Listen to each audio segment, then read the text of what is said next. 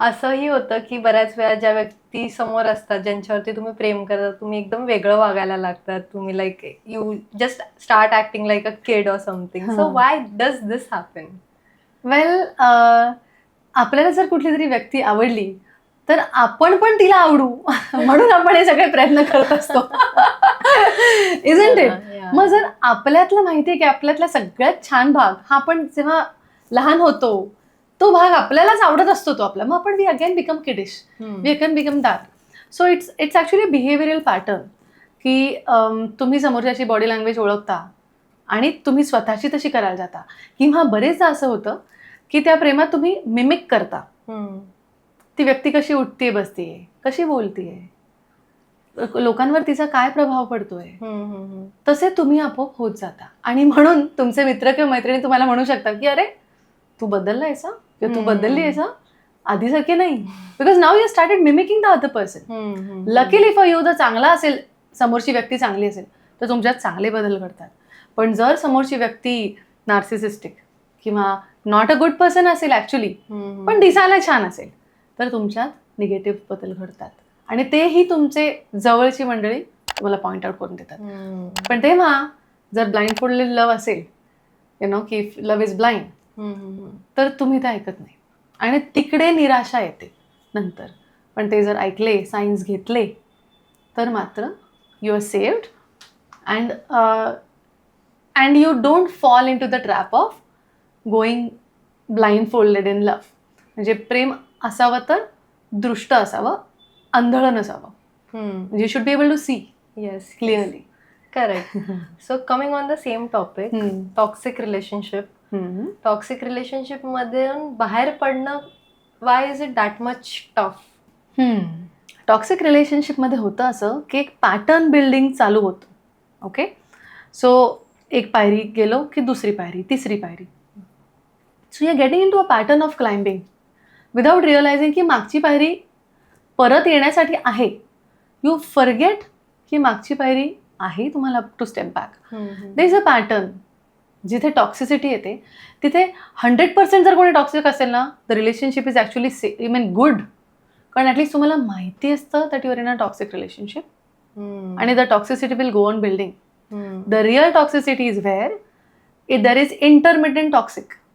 Okay, आज छान उद्या बेकार, परवा छान तेरवा बेकार. सो तिथे कन्फ्युजन क्रिएट होतं आणि जिथे कन्फ्युजन क्रिएट होतं तिथे तुम्ही फक्त एका पॅटर्नमध्ये अडकता. जर कन्फ्युजन क्रिएट नाही झालं तर मात्र तुम्ही you can come out of it very easily because you see the entire thing is black. So you have to come out, but there is black and white. Then there is a area of grey. Where there is grey area there is more of की तुम्ही trap होता तिथे. त्यामुळे त्यातनं बाहेर काढण्यासाठी तुम्हाला तुमची जवळची माणसं, तुम्हाला स्वतःला अवेअर करून स्वतःला एक वेगळी व्यक्ती म्हणून बघावं लागतं. So you have to take yourself out of the box and look at that person, how she is behaving around that toxic person or he is behaving around the toxic person. And if you can see that, मग तुम्ही काउन्सिलर्सकडे जाऊन मदत घेऊन, जर लागली तर मनोवैज्ञानिकांकडे जाऊन मदत घेऊन, you can come out of a toxic relationship and lead a happier life. Correct. So अशा बऱ्याच केसेसमध्ये असंही होऊ शकतं की द पार्टनर सेज मी तुझ्याशिवाय जगू नाही शकत and all these things come up in love matters. मग इज दॅट मच सिरियस की like how should the other person take it? Okay, so in a relationship जेव्हा मी तुझ्याशिवाय जगू नाही शकत, हे आपण जेव्हा लिहितो तेव्हा मी तुझ्याशिवाय जगू नाही शकत असं आपण वाचतो. द टोन इज इम्पॉर्टंट की मी तुझ्याशिवाय जगूच नाही शकत. डिप्रेशन, एक वॉन्टिंग, एक डेस्परेशन. राईट. मी तुझ्याशिवाय जगू शकत नाही किंवा जगू दर इज अथॉरिटी. मी तुझ्याशिवाय जगूच शकत नाही, निराशा. यू हॅव टू अंडरस्टँड की प्रत्येक व्यक्ती हा वेगळा आहे, बरोबर. त्या व्यक्तीच्या मागची मानसिकता वेगळी आहे. त्यामुळे आपण कोणाशिवाय जगू शकत नाही. दोन कारणं असतात. एक म्हणजे ज्यामुळे किंवा ज्याच्यावर आपली प्रचंड डिपेंडन्सी असते, बरोबर, किंवा ज्याच्यावर आपलं प्रचंड प्रेम असतं, बरोबर. सो एक हेल्दी रिलेशनशिप आपण त्याला म्हणू जिथे सिक्युअर अटॅचमेंट आहे पण इंडिपेंडन्सही आहे. Correct. Okay, so there is an attachment where you are confident about yourself and you are confident about the other person, पण ॲट द सेम टाइम तुम्ही एकामेकांना को इंडिपेंडेंटली मदत करताय. So you are codependent on each other. तू तिचा independence जपून सगळं करतोयस, तू रिस्पेक्ट देतोयस आणि तू तिच्याशिवाय जगू शकत नाहीस, which is completely healthy. Correct. पण मी तुझ्याशिवाय जगू नाही शकत कारण माझे सगळे फायनान्सेस तुझ्या हातात आहे, मी बाहेर पडताना रिक्षासाठी माझ्याकडे पैसे पण नाही आहेत. Then that is a pure dependency. Red flag. Yes, yeah, it is a red flag. Or where then you have to look into yourselves. काय तुला मिळत नाहीये की ज्याच्यामुळे तू एवढी डिपेंडंट आहेस त्याच्यावर. You have to fulfill your demands by yourself first and then create a healthy co-dependency. Then you can easily say मी तुझ्याशिवाय जगू नाही शकत. करेक्ट. सो मॅम असं का होतं की काही लोक खूप लवकर अटॅच्ड होतात आणि काही लोक इमोशनली अनअवेलेबल असं असतात. So why is it so की what is the difference between those set of people and these set of people? हां, सो इकडे काय होतं, थोडा बाउंड्रीजचा झोल होतो. कुठेतरी बाउंड्रीज ना अशा त्या ट्रान्सलुसंट व्हायला लागतात, म्हणजे दिसत नाहीत पटकन. सो जिथे काही जण खूप क्विकली अटॅच होतात, म्हणजे they are actually over giving. And I don't think anybody should be over giving, because when you are over giving you are emptying yourself out too early. बरोबर, त्या व्यक्तीची तेवढी क्षमता आहे का नाही ते घेण्याची, हे पण बघत नाही. का? कारण ज्या पटकन अटॅच होतात त्या सगळंच देत असतात, पण तो तेवढाच याने रिसीव्ह करतोय का नाही किंवा ती करते का नाही तेवढ्या वेगाने रिसीव्ह, हे बघितलं जात नाही. मग तिकडे मिसफायरिंग होणारच.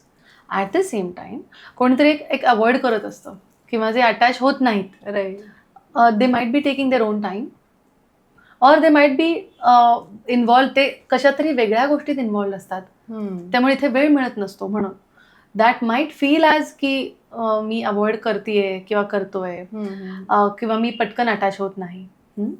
The most healthiest part should be की जिथे तुम्ही दोघं एकमेकांना कम्युनिकेट करताय की बघा मला हे झालेलं आवडतं, मला ह्या गोष्टी आवडत नाहीत, आणि समोरच्याने ते समजून घेणं की ओके माझ्यासाठी या 4 गोष्टी इम्पॉर्टंट नाही आहेत पण तुझ्यासाठी इम्पॉर्टंट आहेत ना, मग आपण त्या करूया. आणि ॲट द सेम टाइम बघ, पण माझी ही लिस्ट आहे, ही माझ्यासाठी महत्त्वाची आहे. मग द फर्स्ट पर्सन टेल्स की ओके अच्छा हे पण आहे का, अच्छा, मग then there is a healthy communication की दोघांच्याही बाउंड्रीज माहिती आहेत, नीड्स माहिती आहेत आणि अटॅचमेंट स्टाईल्स माहिती आहेत. जर तिकडे समजूतदारपणा मिळाला ना, घेतला जर, तर then there is no question of not being emotionally available. आपण एकमेकांसाठी पहिले इमोशनली अवेलेबलच असलो पाहिजेत. कधी कधी एका घरात 12 वर्ष लोक राहतात आणि ते इमोशनली अवेलेबल नसतात. Very true. So physical availability आहे पण इमोशनल नाही आहे. आणि कधी कधी लोक म्हणजे अनेक वर्ष बाहेर असतात, येऊन जाऊन असतात, पण ते 100% इमोशनली अवेलेबल असतात एकमेकांसाठी. सो मला वाटतं आपण माणूस हा एक सोशल ॲनिमल आहे आणि आपल्याला सगळ्यात जास्त गरज ही कनेक्शनची आहे, कनेक्टिव्हिटीची आहे, म्हणजे अवेलेबिलिटीची गरज आहे. इमोशनली द बिगेस्ट और द डेडलिएस्ट डिसीज जो ह्या काळात आपण फेस करतोय आणि जो पुढचे कदाचित 30 वर्ष फेस करू, जे प्रेडिक्शन दिलं आहे with medical journals, is loneliness. If you want की लोनलीनेस म्हणजे एकटेपणा हा माणसाला खाऊन टाकतो. त्यामुळे तो कसा नाही आपल्या व्यक्तीला जाणवणार याची काळजी ही आजूबाजूच्या व्यक्तींनी घ्यायला पाहिजे. कारण आज तो त्या रोलमध्ये, उद्या तुम्ही त्या रोलमध्ये असू शकता. बरोबर. So there has to be a good म्हणतात ना capsule of people around you who protect you against loneliness. जसं मी मगाशी म्हणलं की there are few set of people की जिथे त्यांचं इमोशनल अटॅचमेंट खूप जास्त वाढतं, तर अशा लोकांना प्रेमाचं अडिक्शन होऊ शकतं का? When you say a word addiction, हा अडिक्शन शब्द हा खूप निगेटिव्ह शब्द आहे. बरोबर. पण अडिक्शन हे कशातनं येतं? Lack of something. बरोबर. फुलफिलमेंट नाही आहे, काहीतरी मिसिंग आउट आहे आणि त्याच्यावर मी काम केलं नाही आहे, म्हणून ते अडिक्शन येतं. बरोबर. जसं की आधी तू जर बघितलंस की सिनेमात किंवा चित्रपटात थ्रू सगळे हिरो स्मोक करायचे, smoking became an addiction from that time in the 70s 80s. Chain smoker started, बरोबर. तसं आता बघशील तर प्रत्येक 90च्या पुढे सगळे हिरो शर्टलेस असतात आणि बॉडी बिल्डिंग ही नवीन ॲडिक्शन सुरू झाली. करेक्ट. आता ह्या ॲडिक्शनमध्ये जेव्हा आपण जातो, कुठली तरी सवय लागते, तेव्हा आपल्या मेंदूला पण विचारलं पाहिजे की हे चांगलीकडे जाणार, चांगल्या ठिकाणी जाणार ॲडिक्शन आहे का हे वाईट ठिकाणी जाणारं ॲडिक्शन आहे.